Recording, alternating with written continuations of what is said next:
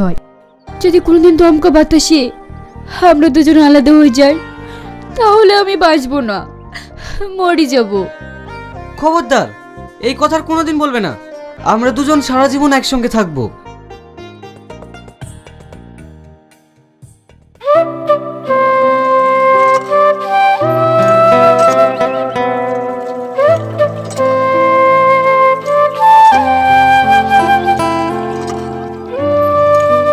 ভাবি, আমাকে একটু পানি খাওয়াবেন? আমার ভীষণ পেপাসা পেয়েছে।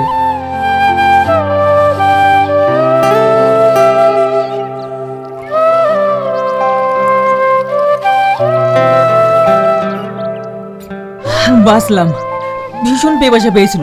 আর রাস্তাটা এমনই, গাড়িটা আনা গেল না, হাঁটতে হাঁটতে সারা হয়ে গেলাম। আচ্ছা ভাবি, এখানে একজন ভালো বাঁশি বাজায়, ওর বাড়িটা কোথায় আপনি বলতে পারবেন? ভালোবাসি বাজাই বলতে গেলে তো আমাদের পাড়ার শাহিনী বাজায়। আমার সঙ্গে আসেন।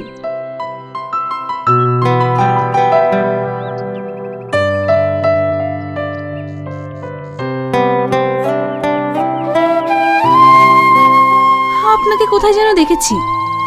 কোথায় দেখেছেন? হ্যাঁ, টিভিতে। আপনি সঙ্গীতকার সোহেল রানা না? হ্যাঁ, আপনি আমাকে চিনতে পেরেছেন? হ্যাঁ, আপনার অনুষ্ঠান আমার খুব প্রিয়, আমি খুব দেখি। Thank you.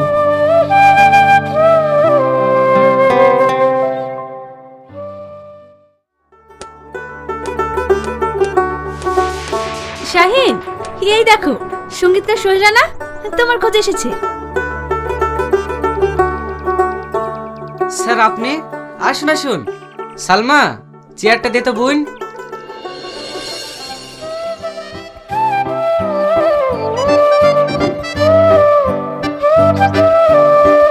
তুমি তো ভালো বাঁশি বাজাতে জানো। হ্যাঁ স্যার, মোটামুটি বাজায়।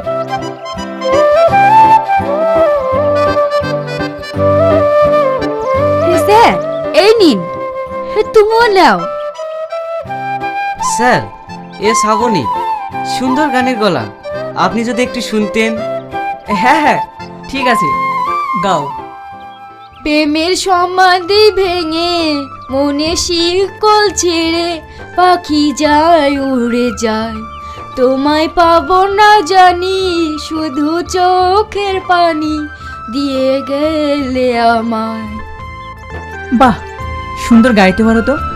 শাহিন, ওর যা গলা, তাতে ভালো শিল্পী হতে পারবে, কিন্তু ওকে প্র্যাকটিস করাতে হবে। এক কাজ করো, তোমরা দুজনেই বেরিয়ে পড়ো, আর আমি তো তোমার জন্যই এসেছিলাম। স্যার, আমি যেতে পারবো না, আমার বোন বাড়িতে একা। আপনি ওকে নিয়ে যান, বড় শিল্পী তৈরি করুন, আর আমি গেলে ওর সঙ্গে একটু দেখা করে দেবেন। না না, আমি একা ওনার সাথে কিভাবে যাই বলো? তুমি গেলে না হয়। আচ্ছা তুমি বলো, সালমাকে একা বাড়িতে রেখে সবার যাওয়া ঠিক হবে? আর এত বড় সুযোগ হাতছাড়া করো না, তুমি যাও দাদার সাথে। কিন্তু কোনো কিন্তু নয়, তুমি যাও তো, আমি তোমাকে মাঝে সাঝে গিয়ে দেখে আসবো। ঠিক আছে। তাহলে তুমি রেডি হয়ে নাও।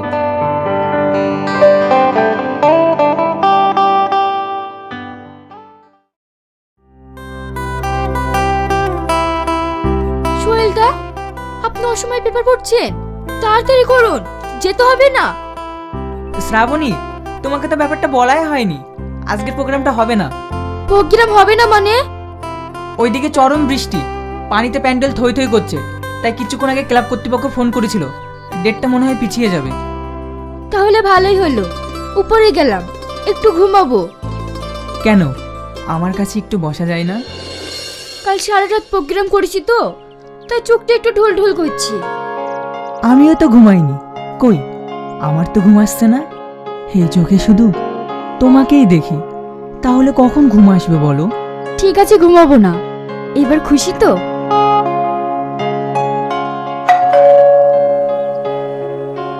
শ্রাবণী, দেখো তো কে এসেছে। তুমি যাও, আমি যেতে পারবো না।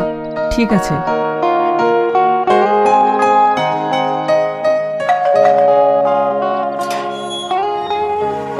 স্যার, শ্রাবণী কেমন আছে? ও ভালো আছে, কিন্তু তুমি এমন দিনে এলে, ও বাড়িতে নেই। মায়াপুরে একটা প্রোগ্রাম আছে, ওখানেই গেছে। আমিও এক্ষুনি বেরাবো। এক কাজ করো, তুমি অন্যদিন এসো। আমি যেই দিনে আসি সেই দিনই শ্রাবণীকে দেখতে পাই না। ও এত ব্যস্ত। শ্রাবণী খুব ভালো শিল্পী হয়ে গেছে, তাই না স্যার? হ্যাঁ হ্যাঁ, অত বকার সময় নেই, তুমি যাও তো, পরে এসো। ঠিক আছে স্যার।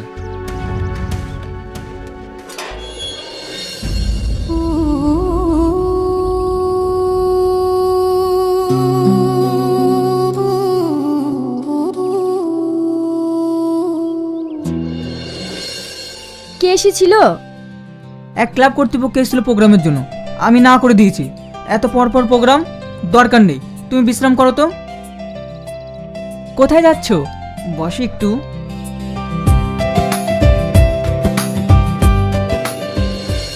এই ছবিটাকে তুমি চিনতে পারছো? হ্যাঁ, চিনতে পারছি। আপনার কাছে জাদু আছে। গ্রামের একটা মেয়েকে আপনি শহরে ম্যাডাম বানিয়ে ফেললেন। হ্যাঁ, এবার বউ বানাতে পারলেই হয়।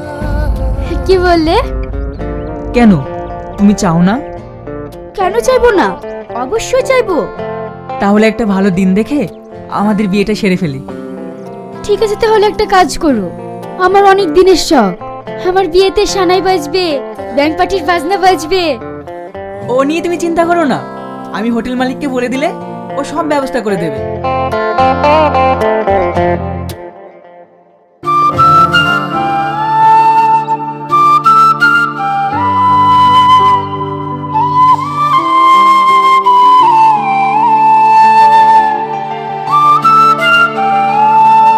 ভাই, শ্রাবণীর সাথে দেখা হয়েছে তোমার?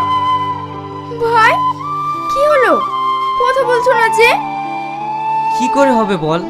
ও কি আমাদের মতো সাধারণ আছে? ও অনেক বড় শিল্পী হয়ে গেছে। যেদিন যায় সেদিনই কোনো না কোনো একটা প্রোগ্রাম থাকে। ওরকম ব্যস্ততার মধ্যে থাকতে তুমি সবকিছু খয়ে দিয়ে শ্রাবণীকে পাইয়ে দিলে। ও যত বড় জায়গায় যাবে তত আমার সুনাম হবে, আর গর্বে বুকটা আমার ভরে উঠবে। তুমি একটা পাগল, কিচ্ছু বোঝো না। তুমি আর কোনোদিনও ওর সাথে দেখা করতে পারবে না। না রে সালমা, তুই ভুল বলছিস। ও আমাকে কোনোদিনই বলতে পারবে না। শাইন ভাই, শাইন ভাই,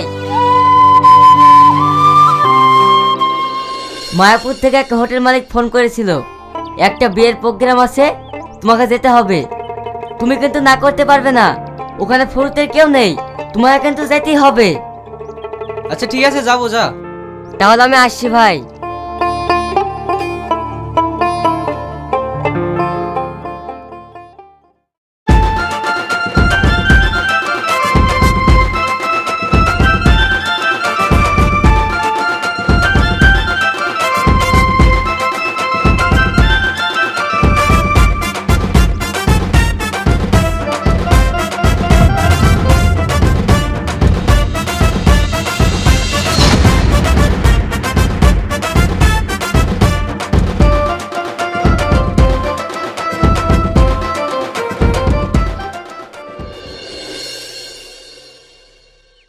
কি রে, থেমে গেলি কেন? বাজা, কেবল তো বরার কোণে আসলো, এখনো তো বাজাতে হবে। বাহ বাহ শ্রাবণী, তুমি এইভাবে আমার সাথে বিশ্বাসঘাতকতা করতে পারলে? হ্যাঁ পারলাম। কে তুমি? কি আছে তোমার? আমি একটা বড় শিল্পী, আর আমি যাকে বিয়ে করছি সে সঙ্গীতকার। হ্যাঁ, কোথায় তুমি আর কোথায় আমি? ঠিকই বলেছো তুমি, কিন্তু তুমি এই জায়গায় ছিলে না। আমার সুখ বিসর্জন দিয়ে তোমাকে করেছি বড় শিল্পী, আর তার প্রতিদান তুমি এইভাবে দিলে? আমি শুনেছি মেয়েরা কবিতরের জাত, যে চালে দানা বেশি পাবে সেই চালে গিয়ে বসবে। আর আজ তুমি সেটা প্রমাণ করে দিলে, বুঝিয়ে দিলে মেয়েরা ভালোবাসতে জানে না, জানে শুধু আঘাত দিতে।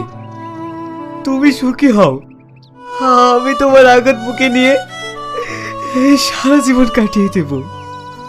আসছি শ্রাবণী, আসছি।